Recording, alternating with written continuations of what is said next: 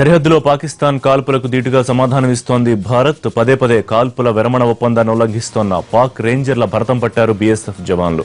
పాక్ కాల్పులను తిప్పికొట్టడంలో విజయం సాధించారు. భారత్ జరిపిన ప్రతిదాడిలో 14 పాకిస్తాన్ పోస్టులు ధ్వంసమయ్యాయి. 2 పాక్ సైనికులు సైతం హతమైనట్టు తెలుస్తోంది. అలాగే 3 చోట్ల పాక్ ప్రేరేపిత తీవ్రవాదుల చొరబాటును తిప్పికొట్టారు భారత్ జవాన్లు.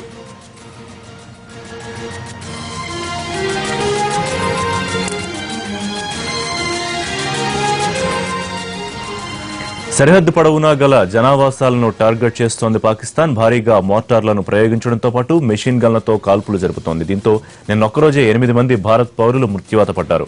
సహనం నశించిన భారత్ జవాన్లు కాల్పులకు తెగబడుతోన్న పాక్ పోస్టులను టార్గెట్ చేశారు. 14 పాక్ పోస్టులను నామరూపాలు లేకుండా చేశారు బీఎస్ఎఫ్ జవాన్లు.